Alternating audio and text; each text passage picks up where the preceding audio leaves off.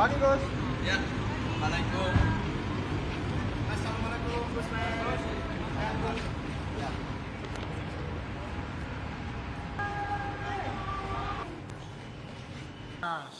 Jadi ini yang bukan ini pemberian buka gitu loh ya. Jadi bukan yang dari Kementerian Sosial. Kembali. Nih, ya. Lanjut. Nah, terus, ya, ini guru. Lanjut. Ya guru. Ya lanjut. Nah, lanjut. Ya, kaki yang ini dengan yang ini kan beda. Yang satu ini panjang, kakinya yang ini kan beda. Harian. Ya PDA itu harian kan? Yang tinggi juga itu buat apa? Retreat buat pelatihan. Hitam itu loh. Coba yang lihat tadi yang hitam pendek coba. Itu yang putih bukan yang... Ada yang warna hitam juga kalau saya ingatku ini ya, yang anak. Ada yang warna. Tuh, ada sekolah rakyat ininya. Yang olahraga ada yang biru, ada yang merah. Ya, jelas ya, cukup jelas ya. Siap, Yang biru gedein. Kan ada yang biru, ada yang merah. Ini olahraga. Dari ujung coba dibutuhin. dari ujung, dari yang tinggi tadi. Ya itu kan ada pengadaan sepatu tahun 2025. Sementara yang tahun 2006 ini masih dalam perencanaan. Itu dulu, yang pertama itu. Yang kedua, saya untuk merek terus terang saya nggak hafal. Tetapi saya ingin menyampaikan sepatu yang ada dalam foto saya bersama Ibu Gubernur Jawa Timur itu adalah sepatu pemberian Ibu Gubernur Jawa Timur untuk siswa sekolah rakyat yang ada di Jawa Timur. Jadi itu adalah pemberian khusus dari Ibu Gubernur dan itu bukan bagian dari pengadaan yang ada di Kementerian Sosial.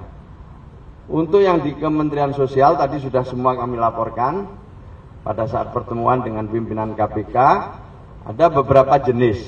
Ada yang untuk PDL, itu untuk SMP, SMA, tapi juga untuk yang harian dan ada sepatu olahraga. Jadi ada beberapa jenis. Untuk mereknya saya terus terang nggak ingat, ya nggak ingat sama sekali. Nanti bisa diklarifikasi lebih lanjut atau diinformasikan lebih lanjut.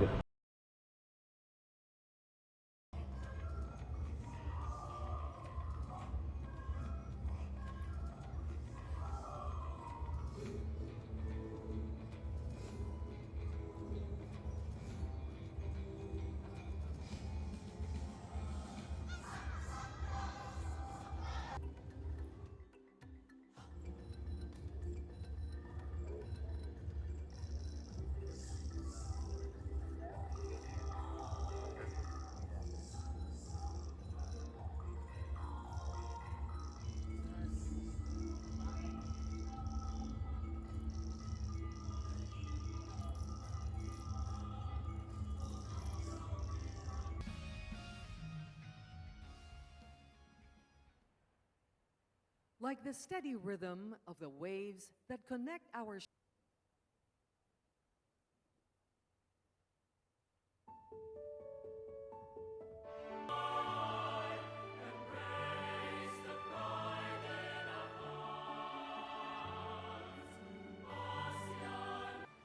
Thank you.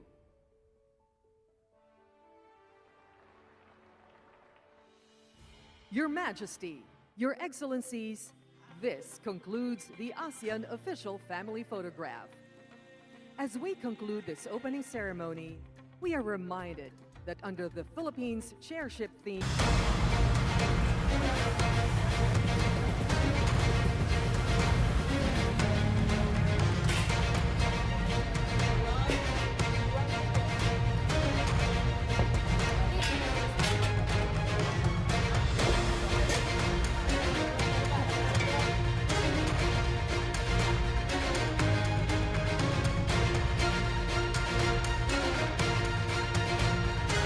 hari ini melakukan pelantikan dalam rangka reorganisasi, dalam rangka penyihatan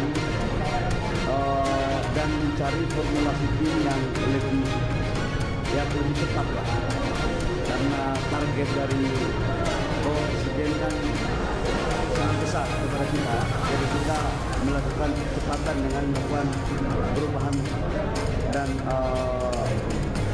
rolling. Oh gini, CNG ini untuk 3 kilogram masih kita melakukan exercise dan uji coba terhadap tabungnya.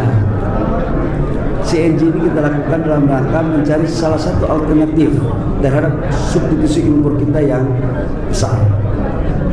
Bayangkan kita impor per tahun itu 8,6 juta ton untuk konsumsi. Di saat bersamaan devisa kita setiap tahun hanya untuk membeli LPG sekitar 130 sampai 150 triliun. Apalagi kalau harga minyak dunia seperti sekarang itu pasti lebih besar lagi. Dan subsidi kita itu 80 sampai 57 triliun. Nah, tidak ada cara lain dalam rangka membangun efisiensi adalah kita mencari akal agar bahan baku yang ada di negara kita itu bisa dikonversi untuk mengganti LPG. Kira-kira itu.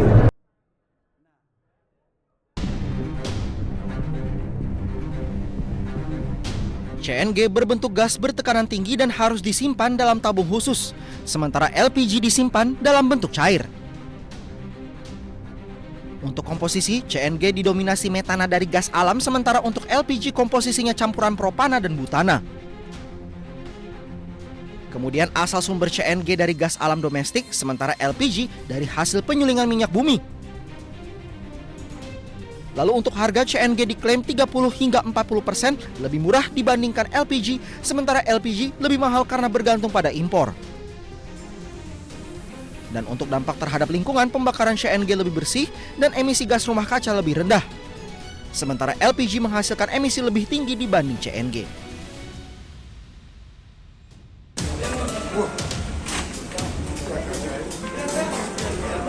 Inilah 14 tersangka sindikat joki SNBT UTBK yang digelandang masuk ke Mako Polrestabes Surabaya.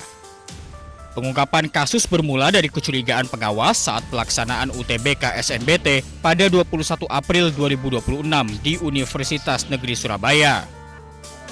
Pengawas mencurigai seorang peserta menemukan kesamaan foto dengan data ujian tahun 2025. Saat pemeriksaan lanjutan terhadap kartu tanda peserta dan ijazah SMA menemukan ketidaksesuaian pada foto dalam dokumen administrasi. Kemudian pihak BP3 mencoba menghubungi atau mengkonfirmasi ijazah tersebut ke SMA di mana ijazah diterbitkan. Hasilnya ternyata bahwa untuk identitasnya betul seluruhnya, kecuali fotonya. Jadi fotonya ternyata berbeda. Hasil interogasi pihak kepolisian dari 14 tersangka sindikat perjokian yang ditahan, 3 diantaranya seorang dokter aktif yang berpraktek di luar kota Surabaya. Para pelaku berbagi peran, mulai dari pemberi order, klien, hingga pihak-pihak yang bertugas sebagai pemalsu identitas seperti KTP. Dari Surabaya, Jawa Timur, Nur Syafei, iNews melaporkan.